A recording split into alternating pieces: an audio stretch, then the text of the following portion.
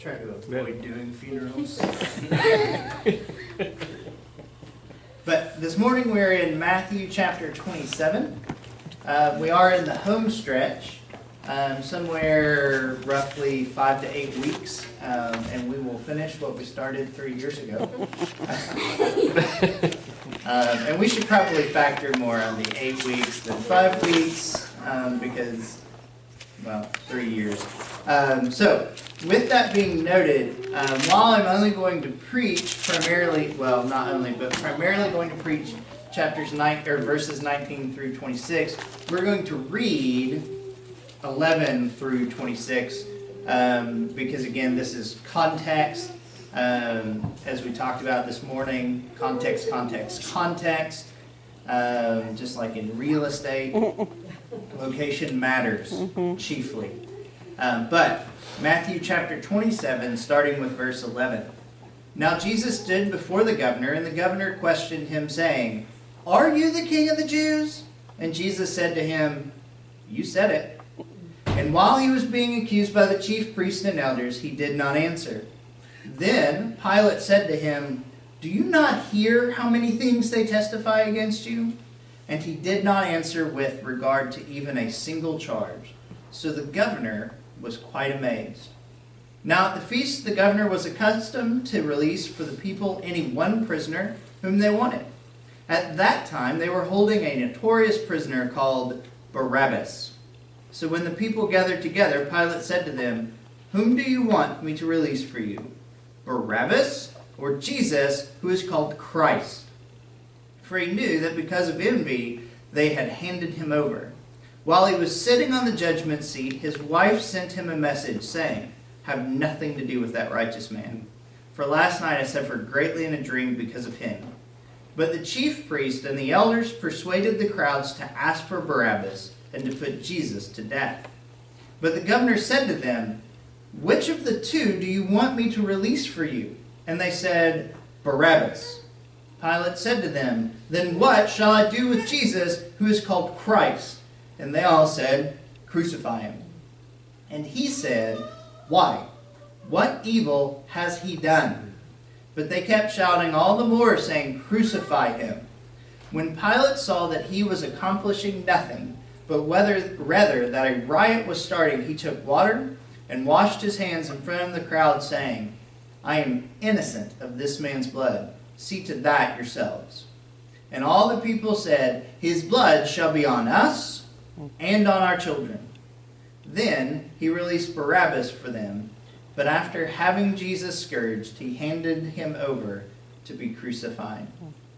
Father God, we thank you that you are the Christ. Amen. God, we thank you that you are the one who has redeemed us from our sins, and that in a very different fashion your blood is upon us. God, we thank you for that. We thank you that you have given us every opportunity to trust in you, and that you have also given Pilate every opportunity to trust in you. But God, help us to, day in and day out, make a better decision than Pilate and the Pharisees. God, help us to not be moved by the crowd, but rather moved by your truth. God, help us to love you with everything that we have, and then some by the enabling of your Spirit. God, help us to be singularly focused upon you. And in your name we pray. Amen. Amen.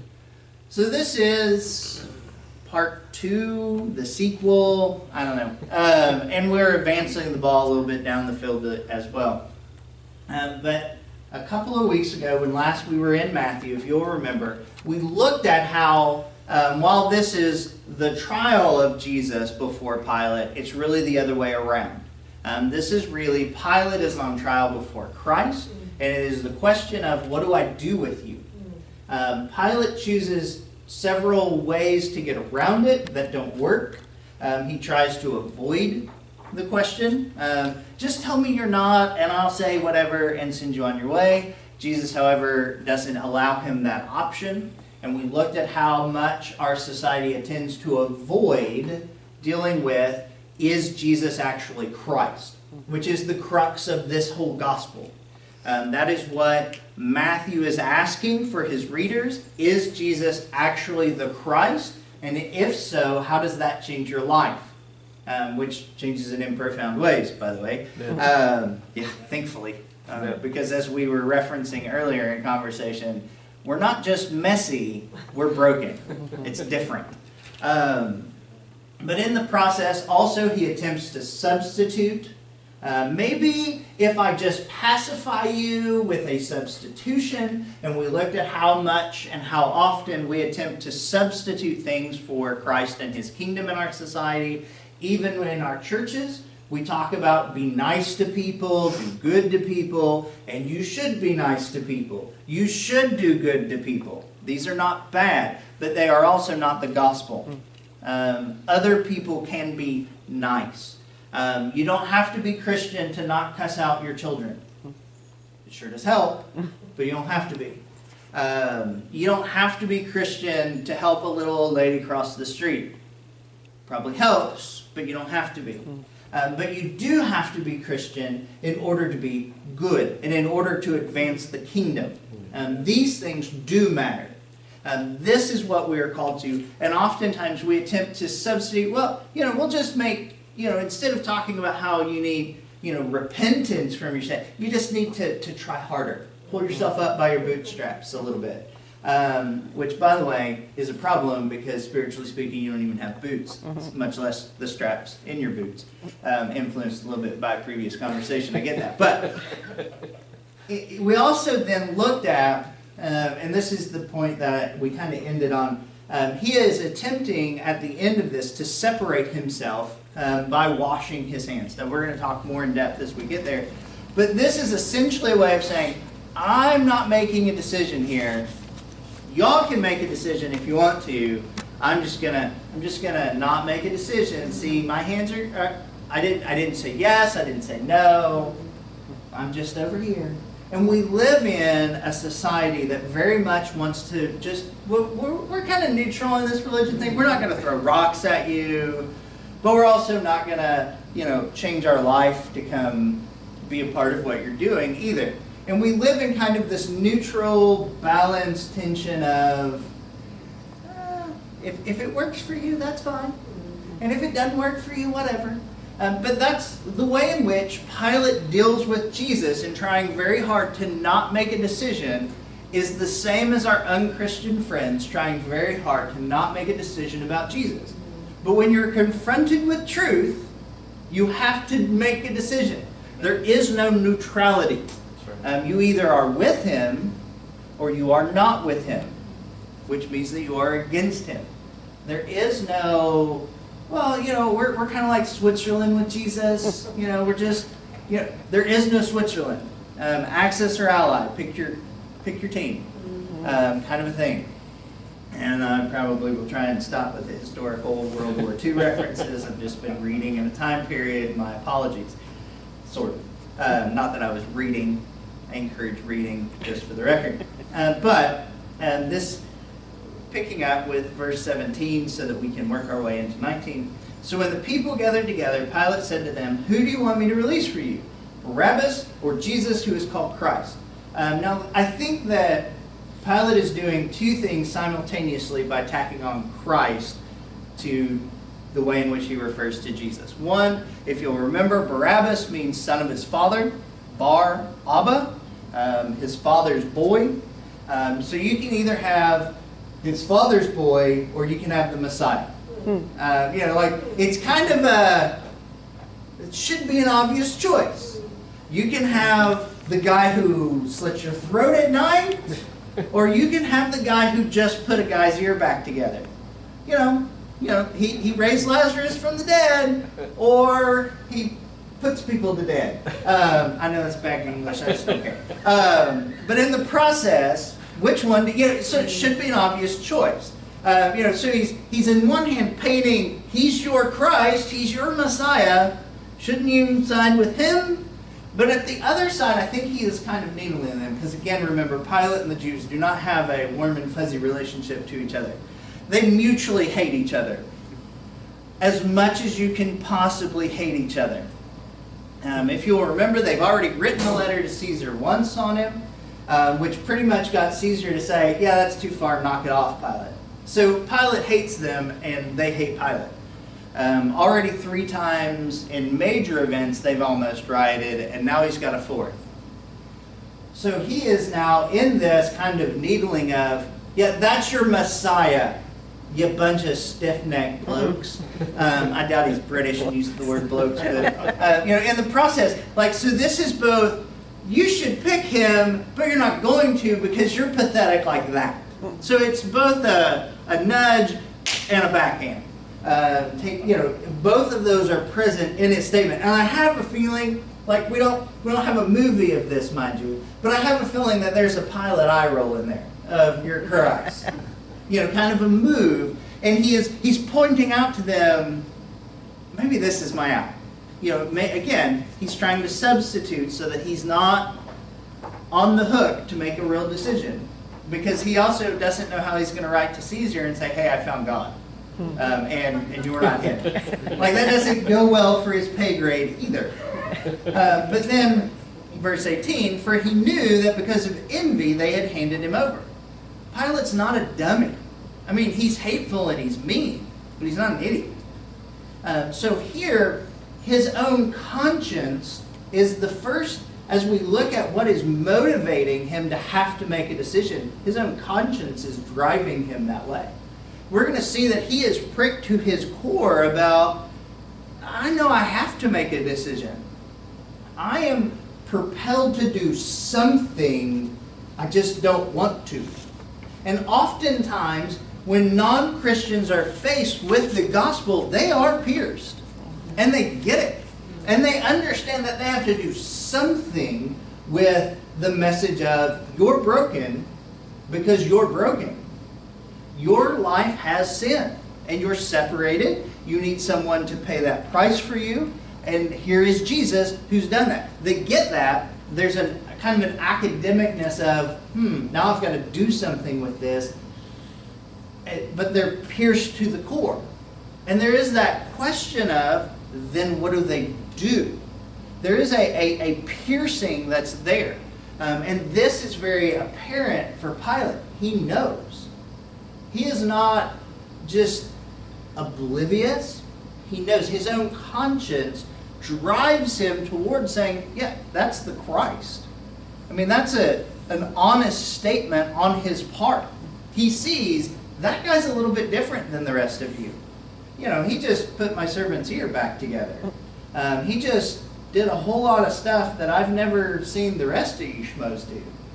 And when people die and get back up. Jesus is walking down the street one day, bumps into a widow in a funeral procession, touches the dead boy, and the boy sits up. That's how you avoid a funeral, I guess. Maybe I just need more of the Spirit. Sorry. Squirrel, cage, moving on. But in the process, this is, you can't really argue with that. And Lazarus is living proof, literally, that he's different. He was to the point where he's stinking.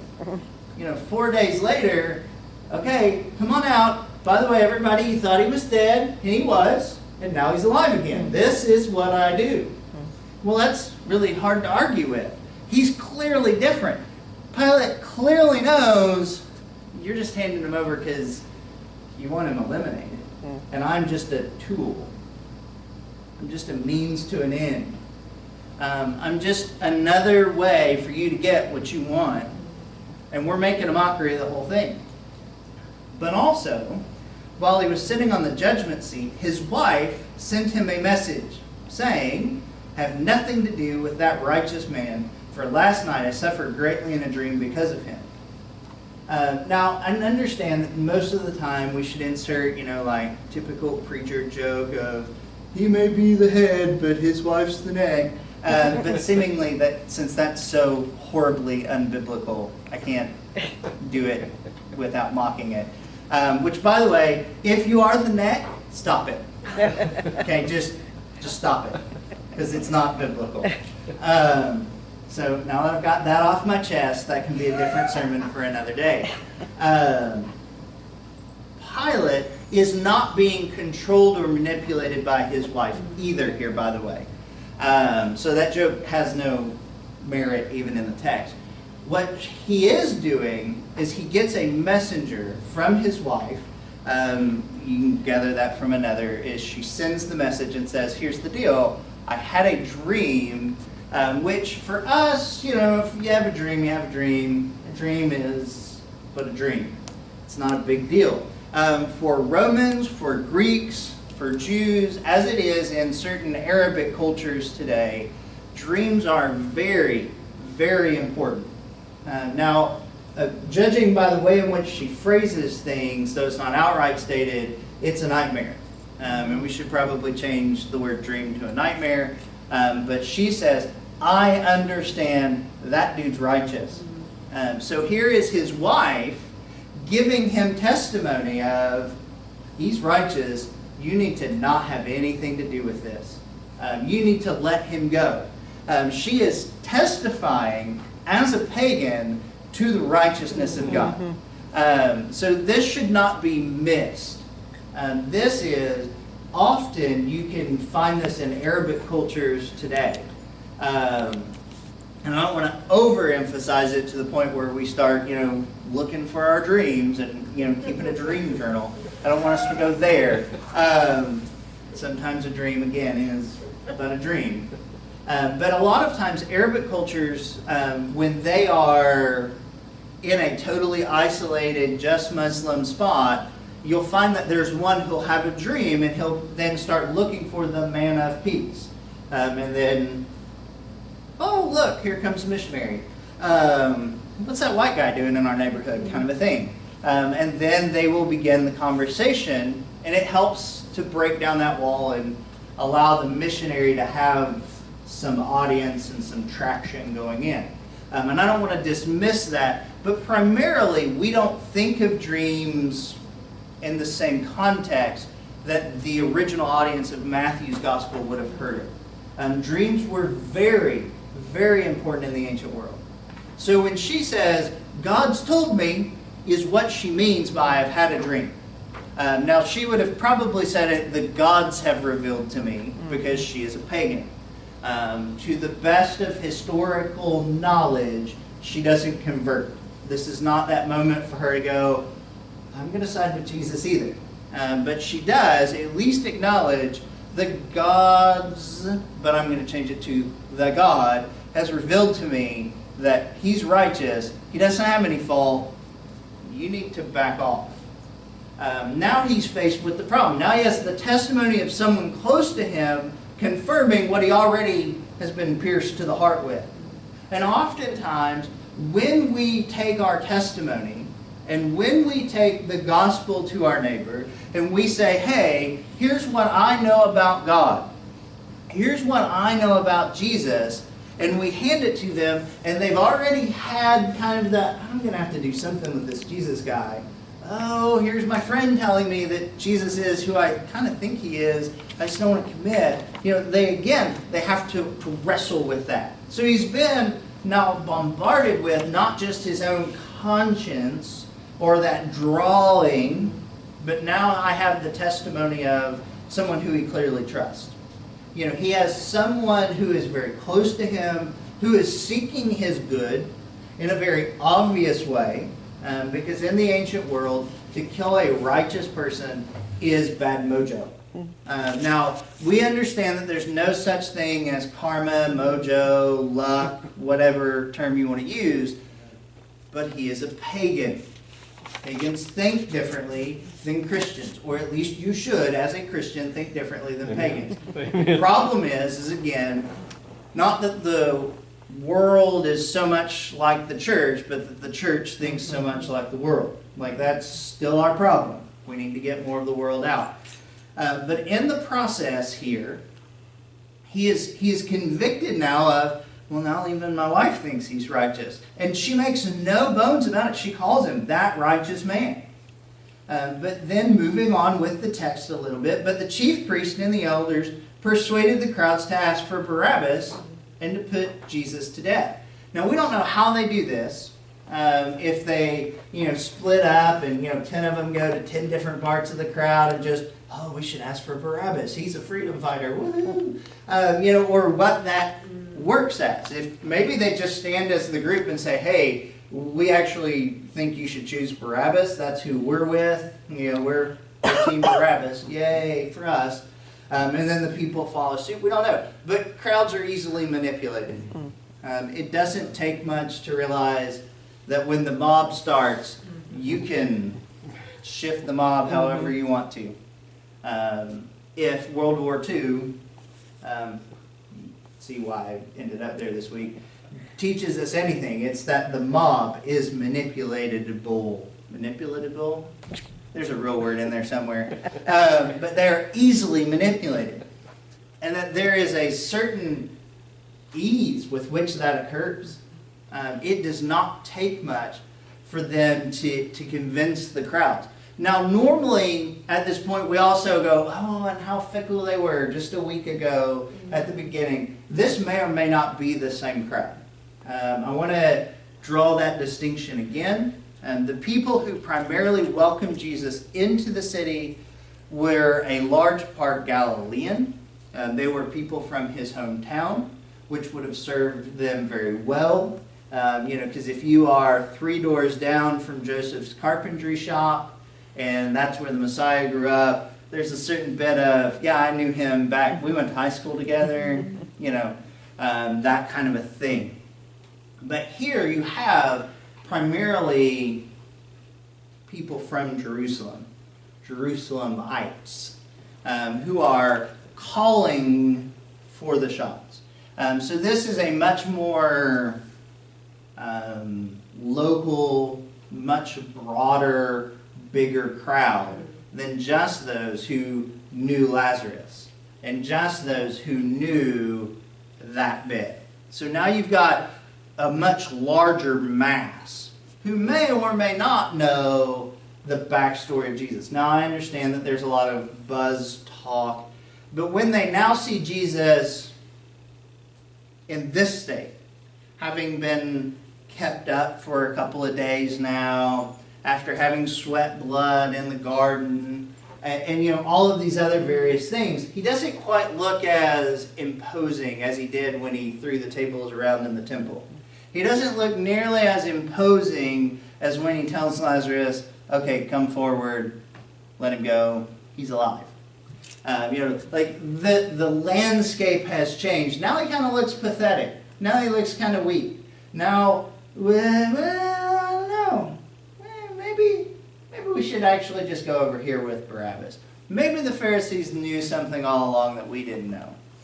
Because the mob is very quick to jump from who they perceive to be weak to who they perceive to be strong.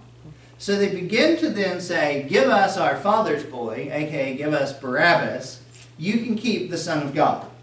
We're familiar with this. We can get on with this. We know how to kill people in their sleep. We're good with waging war against Rome. We can take care of Rome. We just don't know what to do with this Jesus guy. And this is what we find in our culture as well. We find people who go, we understand economics. We understand how to manipulate the Dow and the stock market, and we can make it do what we want it to do. We just do it really poorly, apparently. Or we're jerks, one of the two. I'm not sure which. I'll let you decide. It's outside of my theological purview. I'm going to go with jerks, though. But in the grand scheme of things, just in case you cared what I thought, because I'm not sure I care what I think. But that's the joy of being here. I don't have to, I just get to say this is what God thinks. And now I've squirreled myself to a point, but I really have. But we think, well, we can manipulate all of these economy, we can manipulate our health, we can manipulate all of these things. Jesus, we don't know how to manipulate him. Mm-hmm. We don't know how to get, we're good with the vending machine stuff where we put in 50 cents, A6, we get the candy bar. Jesus doesn't work like the vending machine. We don't know. No, we're familiar over here. We'll stick with Barabbas. You can keep the thing that's unfamiliar to us. Because Christianity sticks out like a sore thumb. Christianity is different. Christianity is scary. So we'll stay over here. We'll stay over here with the familiar, because I don't have to change if I'm just nominal. If I'm just going to be nice, if I'm just going to help old people, because that's being nice. You know, I can rescue ducks from the sewer grate and be nice. You know, I read some articles. Don't worry about where that came from. You know, and faith in humanity can be restored, but that's the problem: is humanity is so utterly broken that really, if your faith is there, I'm sorry. But here we want familiar.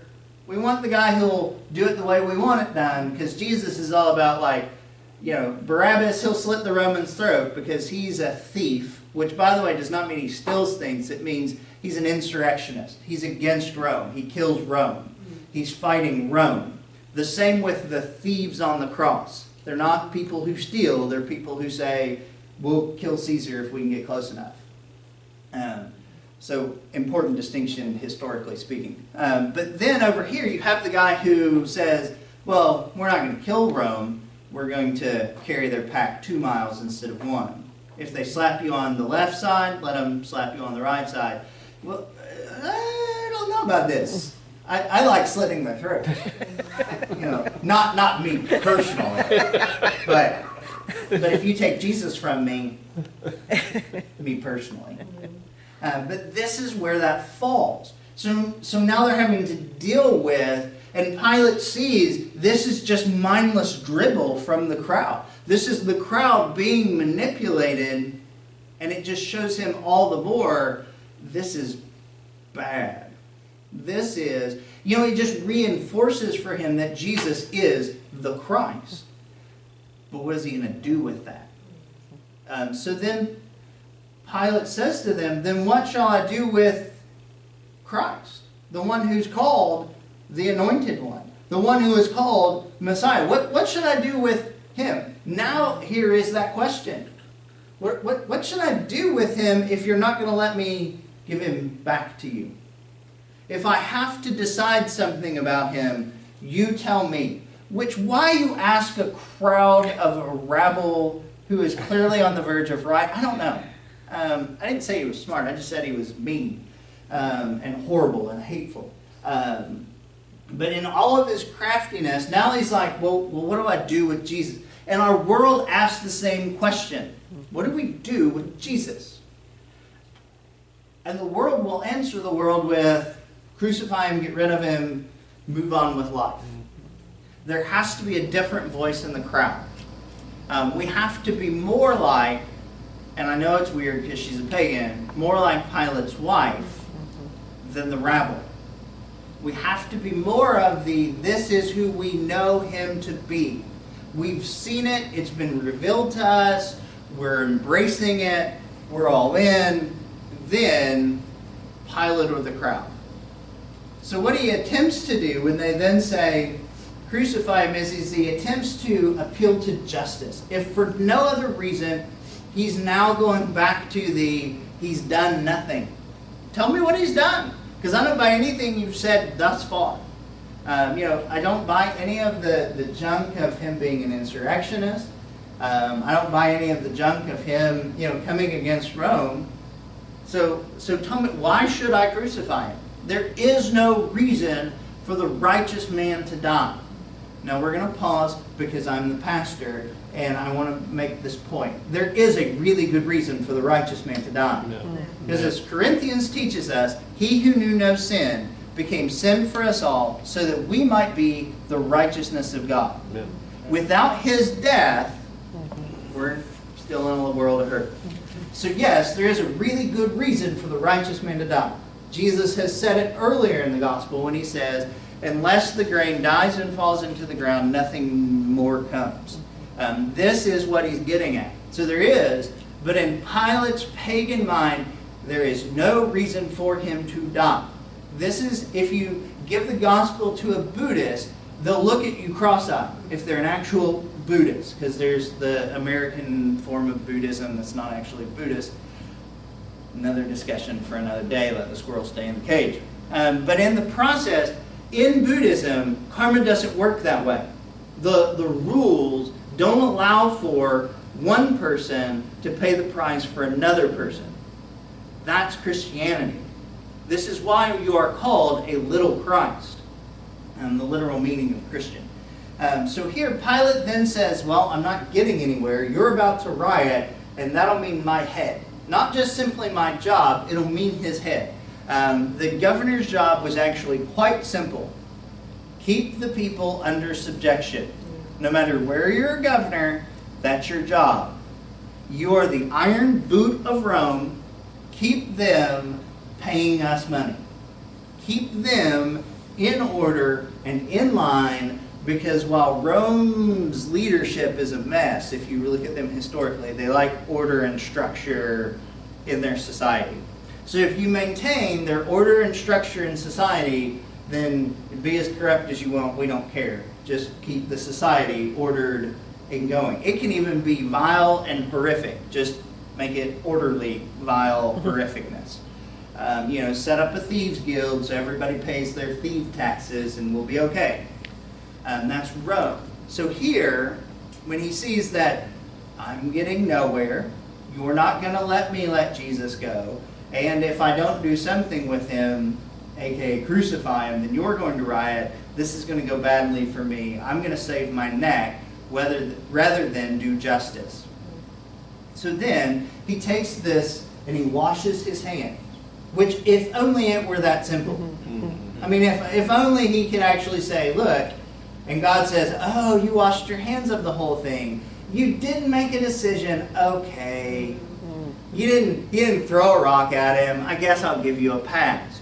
That's not how this system works. He's just as guilty for his negligence as he is for his actions.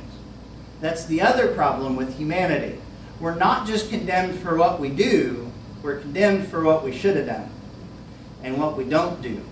That's the problem. There's a lot that we leave undone that is just as guilty for us. If Pilate really wants to have clean hands, he's got to let Jesus go. But he's not about to. He's not about to risk his head. He's not about to risk his neck. And in his mind, it's either Jesus or him, which ironically is true. But in a totally different aspect than what he thinks. So he decides, well, I'll just leave it up to the crowd. You do. And the way in which he says it, I'm innocent of this man's blood. Incorrect, but whatever. See to that yourselves. See to his blood yourselves. You can kill him, but it's you. It is on you. See to that yourselves. Which is what the world attempts to say to us. Okay, you deal with Jesus. We have nothing to do with him. Wrong. But the Pharisees then say, and the crowd then says, his blood shall be on us and on our children. This is one of those verses that in the hands of bad people get taken well out of context. This is not a good verse if we want to be anti-Semitic. As a matter of fact, there's really not a good verse if you want to be anti-Semitic. Just so we're clear, if you want to be anti-Jewish, find some other religion. Go join a party from World War II, because Christianity doesn't allow you that avenue. It doesn't allow you to hate any group of people, much less the ones who you have been grafted into. It's kind of a logical, doesn't make much sense there, now does it? But what is being said here is actually a mild form. Like, to me it sounds, if I'm going to say the guilt will be on me and my children, when I add my children, that seems like a big deal to me. Kind of a thing. But for them, it's a mild, it's fine, we don't care. Whatever. We'll take, because in their mind, he's guilty. Because the crowd has been whipped into a fervor. They have passed the point of thinking, and they don't care. And the Pharisees see it as, well, that's fine, we'll protect our empire. We've had a good run, let's keep it going. So in this statement of his blood be upon us and upon our children, it is not license for us to say, well, we can be mad at the Jews, which is how this verse in the hands of really horrible men has been sometimes used. At most, this gets us to 70 AD when the Romans destroyed Jerusalem. And I think that there is some correlation there. But what they're saying is we're willing to take the consequences of our decision. Well, that's at least honest. That's at least an honest statement of, I've been pierced that he's the Christ. I've heard the testimony of people that he's the Christ. I just don't want him. So I'll take whatever consequences may come. And make no mistake, when your lost, unchristian, pagan friends say, I don't want Jesus, I want what's familiar, that's the same refrain that they're using. We'll take our consequences. We're fine with our consequences because they don't understand their consequences. If you actually were in the crowd and understood, I'm killing the Messiah, the actual Son of God, the one who spoke the worlds into existence, the one who crafted man with his own hand and went, then maybe, just maybe, we wouldn't be so quick to say, yeah, that blood can be on us. We'll take the consequences of that. But that's also, honestly, your lost friends. They don't get it because they don't get it. They don't understand the full weight of their sin. So as a result, they're willing to fast and loose, say, yeah, we'll take that. That'll be on us. But the ironic part of that is that it's true for us too. Because in a different turn of phrase, and this isn't how they're using the phrase, but we are cleansed because we have his blood on us. Because we've taken the consequences of that action. Normally we use consequences in a bad way, but we take the result of his death on us. Which is, again, he who knew no sin became sin for us all, so that we might be his righteousness. There is a return, we're expected, now that we are Christians, to do Christian things. You have been saved for the purpose of doing good works. There is a purpose in that. You don't get saved by your good works, but your salvation should work itself out. Which, by the way, when that's stated in Ephesians, when Paul says, work out your salvation with fear and trembling, he's not telling you to earn your salvation. That's the word that Roman soldiers used for going to battle. He's saying, go fight the fight. Go throw your sword into the mix. Go defend. Go conquer. Go expand the kingdom. And here, he then releases Barabbas for them. And after having Jesus scourged, handed him over to be crucified. So as much as he wants to say, I have no part in this, he clearly now has a part in this. He probably should have waited to wash his hands until after this verse. Just saying. Because that's the way it works. We think, well, I'm just gonna be good from this point forward. Oh, wait, hold on. I'm gonna start. It's like when we make New Year's resolutions. January 1st, we're gonna go to the gym and we're gonna eat salad and we're gonna take our vitamins. And then it's, well, I'll start January 2nd because January 1st, I'm gonna need my coffee. I'm gonna need because I stayed up too late. I'm gonna, but there's some of this cake left, and cake for breakfast is good, right? I mean, technically, I think I'm okay. But it doesn't, so we put it off and we put it off and we put it off. That's the same way this works, is he washes his hands and then gets them dirty again. So even if he could have washed the guilt off, he's just getting right back into the mire. It does him no good. And historically speaking, just a little caveat as we bring this into a close. Before you would crucify someone routinely, not every time, but routinely, you would flog them first. You wanted to humiliate and degrade them as much as possible and speed up the process, which is a pretty gross thing that we're just going to leave hanging out And we'll pick up more on how he is mocked next week.